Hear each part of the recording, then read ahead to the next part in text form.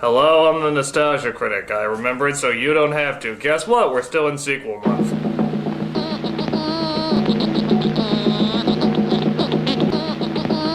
Try to contain my enjoyment. Well, perhaps some of you remember my first crossover review of Ferngully. It was one of the first crossover reviews I ever did, and needless to say, the film was less than breathtaking. It required some help, so the Nostalgia Chick humbly volunteered herself to review the film with me. But little did I know that an even greater evil just lay behind the corner. A direct-to-video little abomination simply known as Ferngully 2, The Magical Rescue. And seeing how the Nostalgia Chick helped me last time, I figure it's only fitting to make the offer again. So what do you say, Nostalgia Chick? You ready to go into the rainforest one more time? No. Okay. This is Ferngully 2.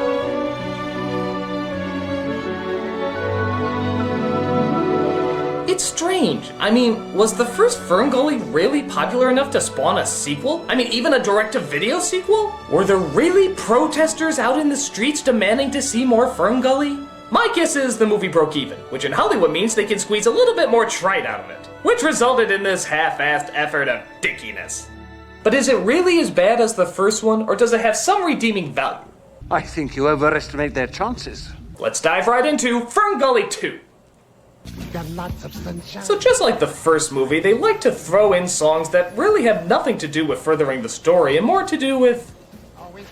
You know, I have no idea why they threw in songs. Feel the magic in the breeze, sweeping through the forest trees, hearing Ferngully.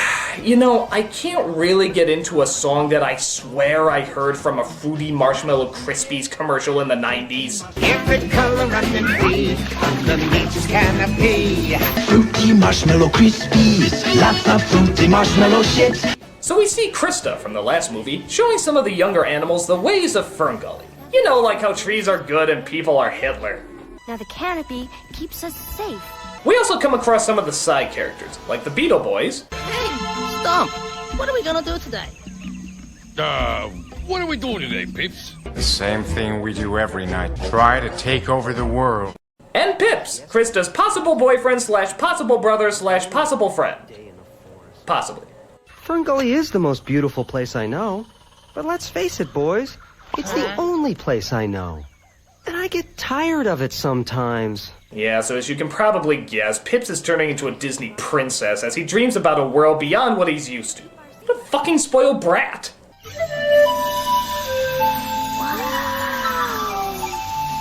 Beat that, Krista! Magiloon taught me that magic is too precious to waste on silly games. I'd much rather use it to have strange hand sex and impress mullet use that aren't interesting enough to be featured in the sequel. But Krista continues to help grow more trees in the forest as, again, Pips can't help but act like a loudmouth pussy. Just what we need. Another tree. Big deal. The forest is full of them. Personally, I'd like to see something new. Oh, there's an empty place in my bones. Suddenly in comes Batty.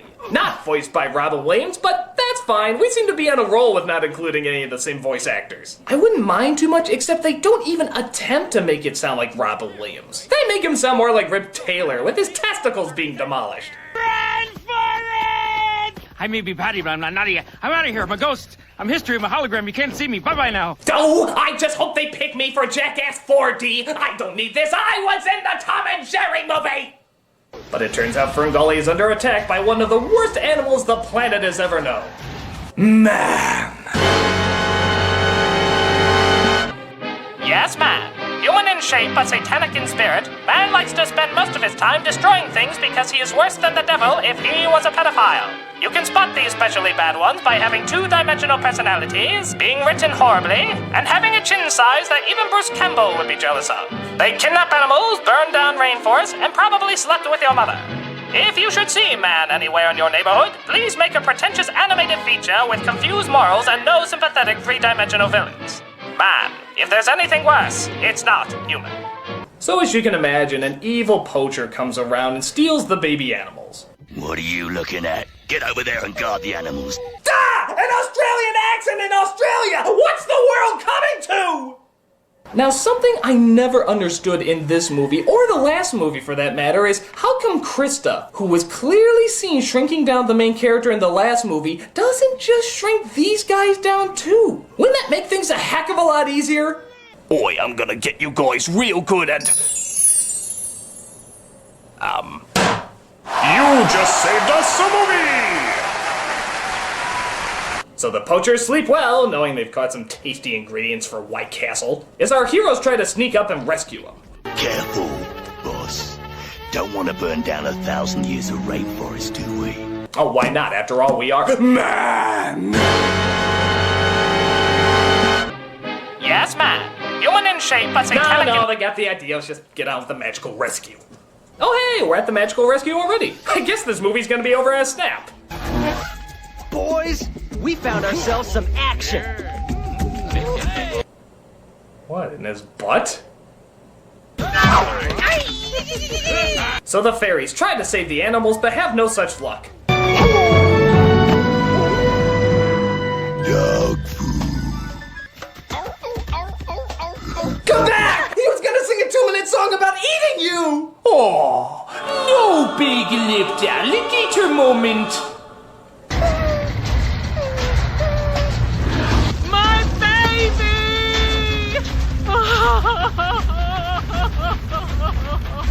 Wow, that was like the kangaroo version of Platoon.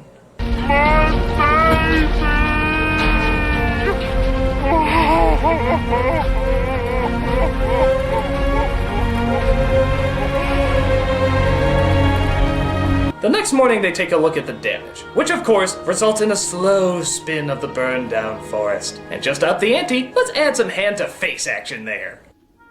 Oh yeah, humans suck. Oh, Father, there's so much healing needed. But some things, my dear, even with all our magic, do not mend quickly. Wait a minute, we saw her grow trees like full-grown trees in seconds. What's this do not mend quickly bullshit? She can mend very quickly. Hell, she could probably touch an impotent person and make wood grow.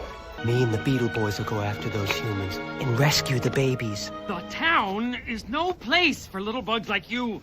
It's full of weed killer, television, tax attorneys, completely unreasonable car insurance. Hey, modern-day references! Laugh! I'm coming with you. You gotta be batty not to be afraid of humans. I mean, have you ever seen one eat an oyster? It's terrible. Eat an oyster! Because if you can't be funny, be confusing! It works really well for the New Yorker. So you realize pretty quickly that the main character in this one is not Krista, nor is it the human from the first film. It's Pipsqueak here. Remember that guy you barely saw in the first movie? He's the star now, because Krista has to stay behind and rebuild the rainforest.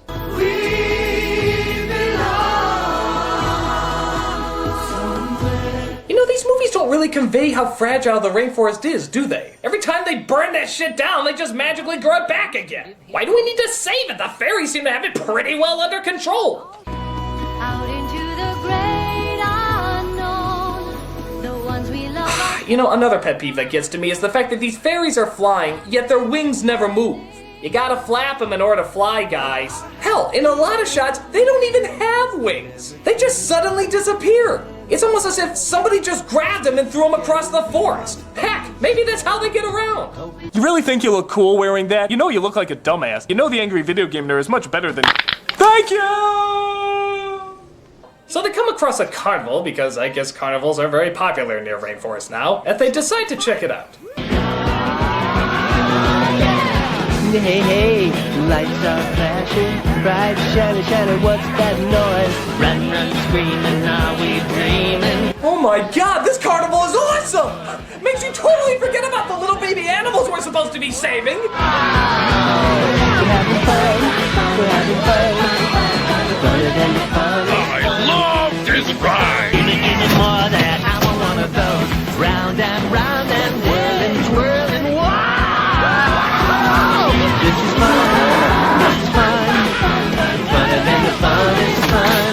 We're having fun, so much fun, we might never go home. So as they're enjoying their antics in the human world, suddenly something dawns in their heads. Babies! Adoy! So, knowing time is of the essence, the crew gets their focus back on track and decides to hunt down the babies by sleeping. Interesting strategy. Better get some sleep. Human fun takes it out of you, let me tell you. Maybe the answer will come to me while I snooze. Why do I always have that dream? We then cut back home, where Krista, you know, the person who should be the hero of this picture, is seen trying to grow Ferngully back through roots and stems. Again, even though we could see her grow trees in a nanosecond, oh hell, it just sounded like a broken record. Oh my! Oh, you poor creature. I just want to help you. Serves him right. But he's helpless. He'll die if we just leave him here. Let them die. Please help him. You're lucky I can't refuse a fairy request. It is the law of the iguana. So Krista and the not-toned loaf lizard get him out of the trap and heal his wound with a leaf. Yeah, just a leaf. Probably got it on loan for that Forest of Improbability in Quest for Camelot. She decides she wants to get the dog home, leaving that whole rebuilding the rainforest thing. As we see our heroes come across an old man and his granddaughter trying to perfect their clown act. Great! Oh, Budgie, you've got no sense of balance. I don't think you're ever going to be ready for the clown act. It's at times like this I'm ashamed to do what I do. But I'm a fucking clown! Did that human hurt you? What are you? A fairy, of course. Of course! This is my first time out of Ferngully. Ferngully? So she takes the whole seeing half-naked fairy thing pretty good, and she invites them to rest inside her trailer. Yeah, because if there's anything they haven't done enough of, it's resting. Meanwhile, Batty, who surprisingly seems to be the only character doing any work in this movie, locates the animals and tries to tell the rest of the gang where they are. Hey, I found the... Check this out. River on, river off. River on, river off. Sun on, sun off! Sun on, sun off! Our heroes, everybody. Has your child been kidnapped by unspeakable evil? Well, we'll do our best to eat your ice cream and flick the lights on and off until your child is rescued. Why wasn't Krista the hero again? What's this? I insist that you steer clear of that sinister square. Oh, hey, it's Sean Connery doing that famous Sinister Square line from... The fuck were you quoting again?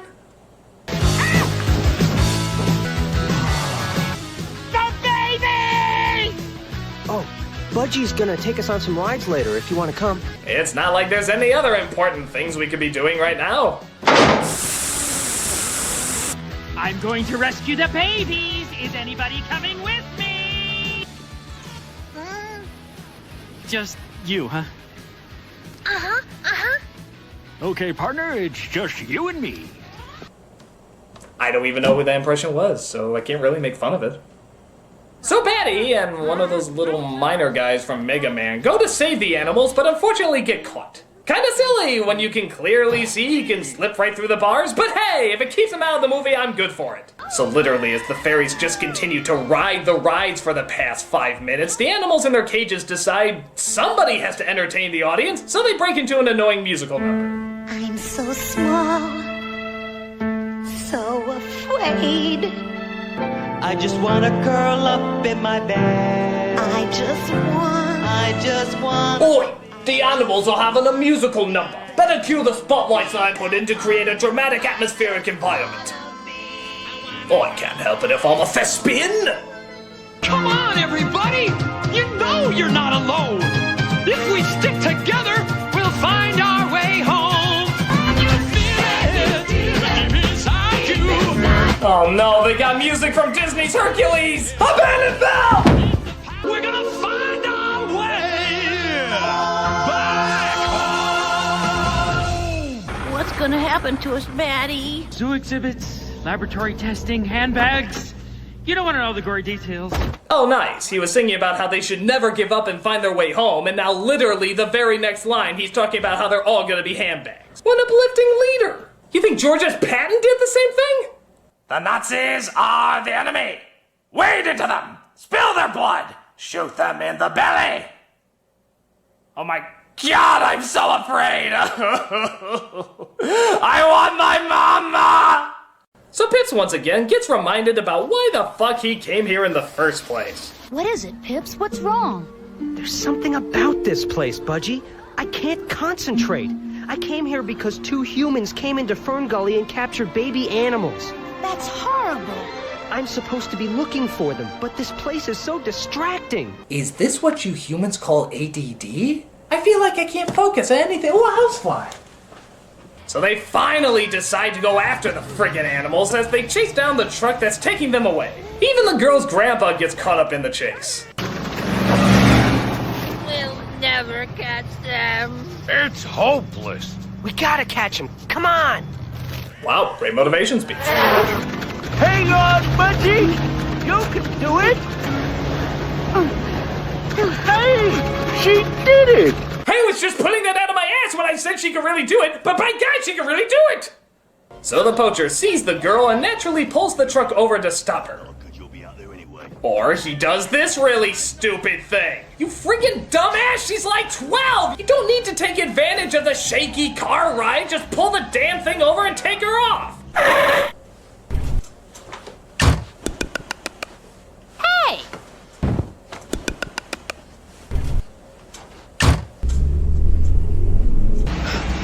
You're in big trouble. Good luck, girlie. There goes half of my animals. I'm coming!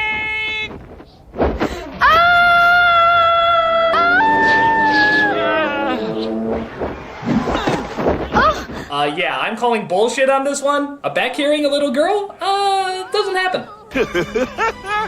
Oh, Budgie! So the old man finds out about the fairies and decides to help them out. I blew it. I spent so much time thinking of myself that we've lost the babies. I've got a few tricks up my sleeve.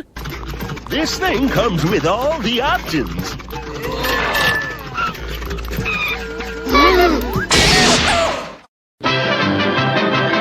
No, actually it turns into a floating car and manages to find its way to where the poachers are trading the animals. They manage to get them all, but the poacher doesn't let them get away that easily. Hey! This is no time to practice our act, Budgie. Okay, I don't want to know what kind of act requires her to pull his pants down. But it's probably called the Aristocrats! But what a coincidence! Krista and the dog happen to show up at the exact same time to help them out. So the animals are saved, and our heroes find that they finally have to say goodbye. Goodbye, Pips. Goodbye, Budgie. That was heartless. My baby. Mrs. K! Hey, Mom, what's for dinner? Nugget. I love you, Mom. And that was also pretty heartless. All around heartless. That seems to be the theme for the movie, everybody. You know, outside of being entirely unnecessary. As sequels go, this isn't one of the worst, especially seeing how they didn't have much to go from in the first place. But it's just pointless. The animation is standard and at times pretty sloppy. The story doesn't really tell us any more about Ferngully or the characters. It's just sort of a road trip movie. And even that's not entertaining. I like the idea of the fairies getting distracted by the attractions of the human world, but it's not fleshed out enough. And it sort of just makes the characters look shallow. On the whole, it's not god-awful. It's all just sort of blasé and forgettable. Which, considering sequel month, isn't that bad. Hell, if I get a few more of these, I might be able to get through this after all. So, tell me, what is the next film anyway? Soffia il vento, c'è magia, la foresta è casa tua, qui a Ferngully. Siamo tutti in armonia, tutta festa ed allegria, qui a Ferngully.